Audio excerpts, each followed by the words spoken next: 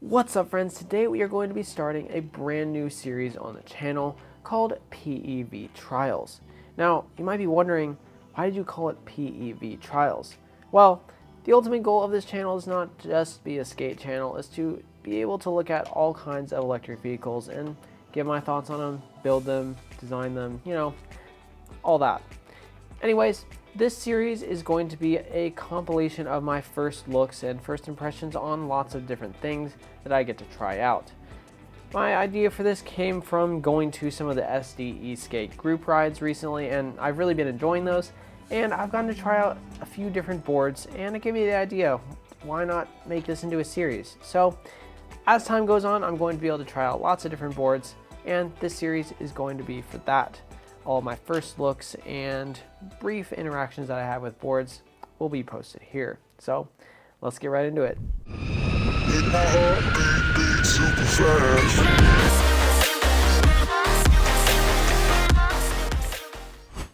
All right, so how are the PEV trials going to work? Well, for boards, we're going to talk about a few different aspects of them as I review the video on the screen. So when I go to these meets or wherever I film these videos, I'm going to take video of the board, maybe interview the owner. Who knows? We'll have to see how it works out. But with these first ones, I have video of the board, and we're going to do voice over it, talking about first the deck, second the wheels, third we'll talk about the remote, and then fourth we'll talk about performance. And the performance part I will split up into three subcategories: acceleration, braking, and then turning. So all these things are small things that I can quickly evaluate by riding a board for a few minutes. And as you'll see, some of these clips are kind of short, so we'll be playing through them a few times. And yeah, we'll see how this goes, and let's get started. Before we get too far into this video, I just want to give a quick shout out to you guys for getting me to 500 subscribers. We've just edged over that, and that's super exciting for me as it's kind of my first big milestone. The next one I'm working to is 1,000 though, so if you like the content and you want to see more of these PEV trials, go ahead and hit that subscribe button, and if you like the video, give me a thumbs up. Anyways, we're going to get started with the BeastBoard Viper. So I'm going to bring up the spec page and start playing the video, and we'll start talking about it. Alright, so the BeastBoard is an interesting board. It is a budget board that comes in at about $600 and has free shipping from the US. And it's got pretty reasonable budget board specs: 12S4P, 750 watt motors, and it's got a Canadian maple deck with one layer of bamboo in it. So first off, let's talk about the deck for a minute. As soon as you get on the BeastBoard bamboo, you will notice that it has a tiny bit of flex, but not that much. And looking at a board like this and seeing the boosted form factor, you instantly think, oh, well, that must be a super flexible board. But no. And while I'm only 165 pounds, this deck does not really flex that much for me. I would say that it has just enough flex to it to absorb some larger bumps, but it's not enough to make it a nice flexy deck ride. And I'm not really sure that's what BeastBoard was going for, but that's what we've got. Now, moving on to the wheels. The wheels on the BeastBoard are interesting as well. They are BeastBoard's own, I think they're called windmill wheels or something like that. And the ones on this particular board were kind of worn down, so I would expect them to have decent grip. And they were fine. Like, they're more comfortable than Chinese urethane. I don't like using that term, but hard urethane, I guess, is often associated with the cheap Chinese wheels. And they're a little bit better than those, but they definitely weren't that spectacular. They felt kind of empty, not able to absorb a ton of bumps, but still better than having smaller wheels. So overall, the wheels are fine. I'm not a huge fan of them, but it's an electric skateboard. You can switch the wheels out and change them to whatever you like. And for $699, it's a pretty decent option to have on there from the beginning. Next up, the actual remote. Now, the remote on this, I didn't get any video footage of it, but it's basically a hobby wing remote. It's super basic. I don't even remember if it has a screen on it. I think it might not. I don't see a picture of it, but anyway, the remote's pretty basic. It works. It does what you need it to do, and I don't really have any complaints about it, but it's nothing special. So, average Hobbywing remote, and pretty average performance as well. Speaking of performance, let's talk a little bit about the acceleration. Now, this board that I was riding in this video is actually, well, it was on low battery, so I probably didn't get the full acceleration of what it would be on an average day, but, you know, this board is more of a speed board rather than an acceleration board. The guy that was riding this was ripping on it the whole day at like 25, 27 miles an hour, which is pretty impressive for something at this budget price. But for me, again, the acceleration was not super impressive, but you have to set your expectations for a budget board like this one. However, the braking on it was actually pretty decent, and it was nice and smooth, not too much, not too little. It could have been a little bit stronger, probably, now that I mentioned that, but it had enough braking to get me to a stop from the decent speed that I was traveling at. And final thing about performance is the turning. So this board, I think, had its default bushings in it. It's hard to see on the video if it was default or not, but it was pretty easy to turn, definitely maneuverable. I'm not sure how comfortable I would be at high speed with this, but the guy who was riding it seemed to manage just fine. So these default bushings are pretty decent, and if they weren't default, I liked his setup. Anyways, that is the BeastBoard. I don't really have too much else to say about it. It's a decent budget board at first impressions, and I would be interested to see what extended range tests look like on it. That guy was able to get 12 miles that day, going at pretty high speed, and he kept up with us the whole time, and at the end of the ride he ended with about 25 to 20% left. So not too bad overall. That's my first impressions on the BeastBoard, and now we'll move on to the GTS Carbon Super.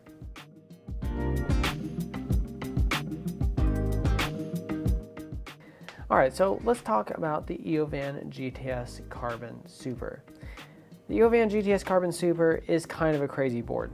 It is a VESC-based ESC powered board with a very high top speed, good range, a really cool looking carbon fiber deck, and pretty great power.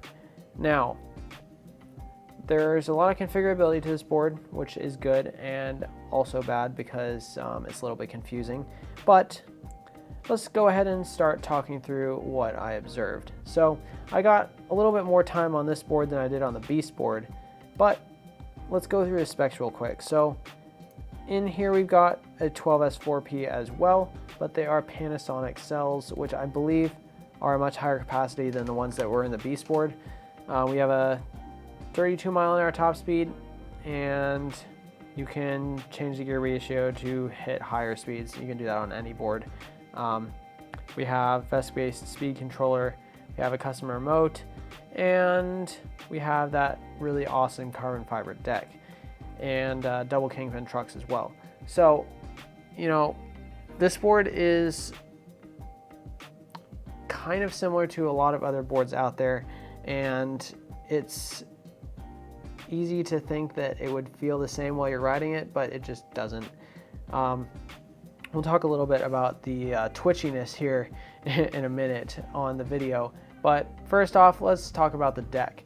The deck on the Eovan GTS Carbon Super is really awesome. It's got this really cool red carbon fiber look to it. The bottom is super beautiful, and it feels really nice to stand on. It has a little bit of a W concave, but it's much less than the previous version, which I've heard is a positive improvement. I personally really liked standing on this deck, and with the addition of their foam grip tape, it's just a really comfortable ride.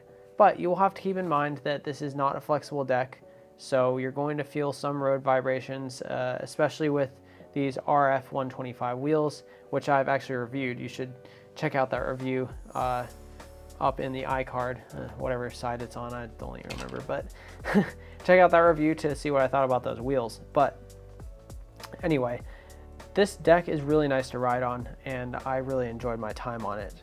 So let's move on to the wheels. these wheels are the RF 125 wheels, but if you've seen Eovan boards, you know that they have a lot of different wheel options. They've got pneumatic wheels, they've got the RS wheels, they've got these RF ones, and you can kind of pick and choose which one you want to ride based on where you're going to be. For this particular rider, he does a lot of street riding, so he has the RS 125 wheels on here, sorry, the RF with the thin bit of rubber, and they felt really nice on here. I didn't really have many complaints about them on this setup. And yeah, let's move on to the remote. So this is where my first qualm is with this board. This remote, in theory, seems like it would be nice, but it just isn't that great. The Eovan GTS remote is a thumb wheel remote, and it has a screen, and it's got configurability, but it has one major problem, and that is that the thumb wheel is just bad. It's very loose spring, it wobbles back and forth, and it makes it really hard to accurately control the board. I think you could fix this a little bit by taking apart the remote yourself and maybe replacing it with a stiffer spring, but it just wasn't doing it for me. So having a remote like that to let you down on what we're going to talk about next, it's a little bit tough. So next up, we're going to talk about the power of this thing. So this thing is crazy. Now, anyone who's ridden a VESC-based ESC board will know that they can be very powerful. But the thing is, the Eovan GTS Carbon Super is too powerful, especially in race mode. In combination with the super loose spring on the remote and race mode, it's almost untamable. It's super twitchy. Now, like, my own board is pretty strong, or my DIY board is pretty strong, but I have a really controllable throttle curve because I have a long travel on the remote. With the Eovan GTS Carbon Super, you just don't have that. It's super twitchy, and in my experience on this short ride, it was very hard to control. Even switching back from race mode into, I think, S mode, which is performance or something like that, it's still very strong. The braking is all right. It's good and strong as well, but the acceleration is too much. It just is. I saw a video of someone on YouTube like falling off the board from a standstill, and I was like, that seems ridiculous. How could that happen? And then I got on here on race mode, and I almost fell off the board because even though I was leaning forwards, it was just so twitchy that I couldn't control it properly. So if you get this board, expect to have a little bit of a learning curve with that twitchy throttle. And I think you might be able to adjust that a little bit in the remote settings, but yeah, that was my experience on this particular ride. Final thing we're going to talk about here is the turning. So this has double kingpin trucks, so you can carve really well on this thing, but they're pretty stable. I only rode in the parking lot here. I didn't hit super high speeds on this, but the guy that rides this rides pretty fast all the time, and these double kingpin trucks are pretty decent. They have some stabilizers inside, I believe, that make them a little bit more precision than some other double kingpin trucks. So overall, they're pretty good, and I liked how they rode. Now, overall, this board is crazy. I think you could tame it if you spent some time, but I think it needs some tweaking, and I'm not sure why no one's ever mentioned how twitchy race mode is, but that was my experience. So let's go ahead and move on to the next board.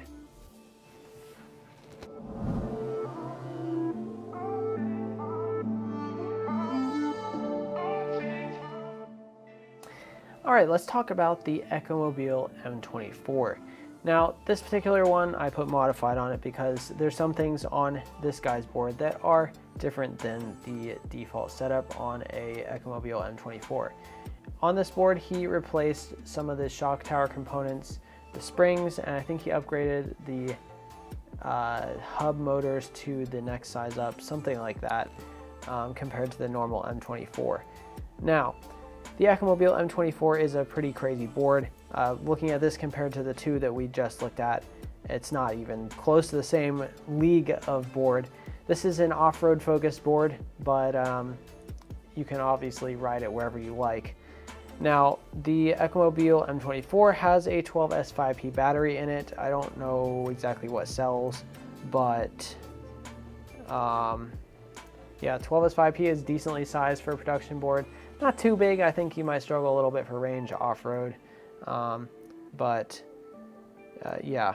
The next thing up is the 4-motor drive. So this has 4 gear motors on it, and these are planetary gear drives in each of the hubs of the wheel, which is super cool, and there's not really anyone else out there that uses those. So that's something that's super unique about this board. And let's see, anything else cool? We got the independent suspension on the 4 sides of the board, and we have effectively what are spring trucks to deal with the turning. Now let's talk about the deck first, as we can compare that to the other boards that I've been riding.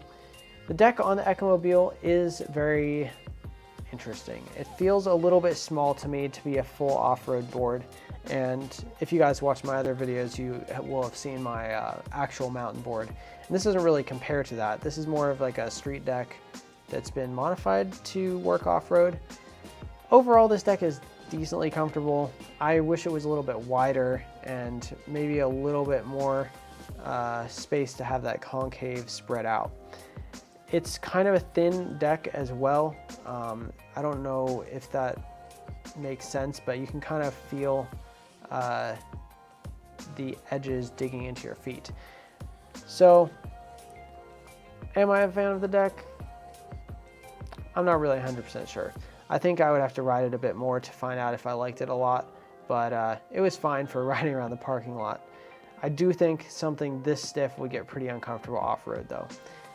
Next up, let's talk about the wheels. So the wheels are the motors and the motors are the wheels here. So it's a little bit hard to talk about them, but on this particular setup, we have these, I believe, 8-inch pneumatic tires on here.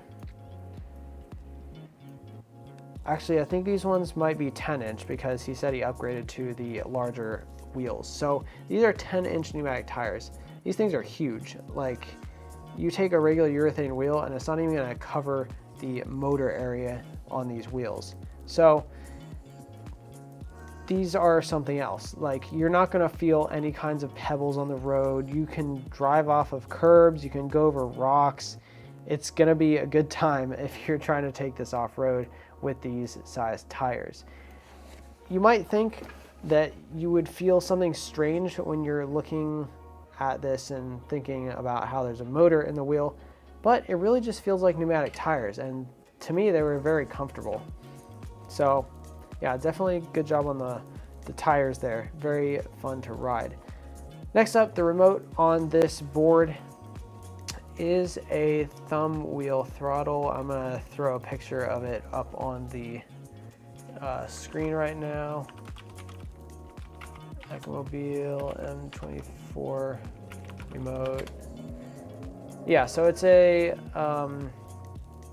it is a thumb wheel remote, and it looks like it is the spin tend remote actually, which is kind of interesting. I didn't know that they sold that to other people, but it looks like a spin tend / hobby wing remote, basic screen remote, and it's got a couple modes on it, and it works. It's better than the Eovan GTS Carbon one for sure. The thumb throttle is not wobbly. It has a good spring in it, and even though this board is extremely powerful, I found it decently easy to control. I think I was riding in like the middle speed / power mode, and when I was riding around the parking lot, it felt pretty powerful to me. I definitely liked it. This remote does a good job with it. Now, the next thing that we're going to talk about is the acceleration. So the acceleration on this board is great. I mean, you got 4 hub motors with, it's weird to call them hub motors, 4 planetary gear drive hub motor things. And these put down a lot of power. You're going to have a lot of good acceleration with this board. And I didn't take it full acceleration in the parking lot here, but it definitely felt pretty strong. If I were to compare this to the Eovan GTS Carbon Super, I would say it's probably similar, except this one is easier to control, even though it's 4-wheel drive. The braking on this board is extremely strong, and this is definitely something that you want when you're going off-road. You need good braking, and it's super helpful to have it in all four wheels here. So definitely approve of the braking on this board. Now, turning on this board is probably the thing that was the weirdest to me while riding it. Now, this board has spring trucks, and I'm not exactly sure how the angles work out here, but the turning is definitely odd. It feels divey, not like double kingpin trucks, but similar in that the more you turn, the more quickly it turns. So it can feel a little bit unstable at first, but once you get used to it, it's not too bad. Definitely unique, and I think this user, when he replaced the green springs in the back, which are harder, it definitely improved the experience a bit. Now, overall thoughts on this board is massive. It's very expensive. I think I would rather just have a normal mountain board that I build myself. Of course, that's super biased, but this board might be for some people. I don't think it would be for me, but it's definitely fun to ride, and I appreciate that guy for giving me a chance to try it out. Let's move on to the last board, which is one of the weirdest ones that I've ever ridden.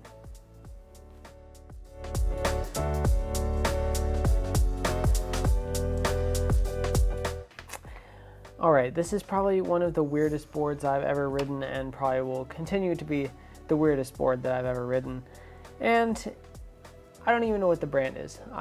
The guy that I talked to who owns this thing, he rides it on a lot of the SDE skate group rides, and he doesn't really have a name for where he bought it from. He said he got it from someone in California who builds these, but it looks like an AliExpress board that's been modified, something like that. But let's go over some of the basic specs. It has a battery that is very large and apparently gets 50 to 60 miles of range. The board weighs like 85 pounds, and it's got this massive deck on it with 4 gigantic DC motors, all in belt drive configuration, on 2 gigantic spring trucks with gigantic tires. If you get the gist, this is basically like riding a ATV that you stand on. And yeah, we're gonna go through what I went through with the other boards. So first off, the deck on this thing. You know, being so gigantic, you would think that this deck isn't very comfortable, but honestly, it was actually kind of fun to stand on, and I kind of enjoyed it. But yeah, not any kind of flex on this deck at all with such a gigantic battery on it. I don't think you would want flex anyway, but yeah, so the deck is pretty comfortable. Next up, we got the tires or the wheels. These things are gigantic. It's basically like riding a really, I mean, it's like riding an ATV. You don't really feel anything coming through these tires. They were pumped up pretty high, even at that high PSI. Such gigantic tires just absorb all of the bumps of the road and stuff. I think it might actually get uncomfortable after a while just because of how the deck is shaped, but as the wheels go, they're pretty comfortable and I like them. I didn't ride this board for too long, so you're going to see this clip quite a few times, but that's okay. Anyway, the next thing is the remote, and this thing is super, super weird. It's a trigger remote, which normally I would like, but this one was super weird. You probably saw it for just a split second in the video there. It's this white trigger remote with like lights on top and like a signal indicator. Yeah, you probably saw it again in the video there. It's super weird. It's like, it screams cheap. But the worst part is that there's signal lag. So you've probably never ridden a board that has lag before, but on this board, you pull the trigger and the board starts moving like half a second later. Same thing for letting off and braking. It's one of the most sketchy things I've ever experienced.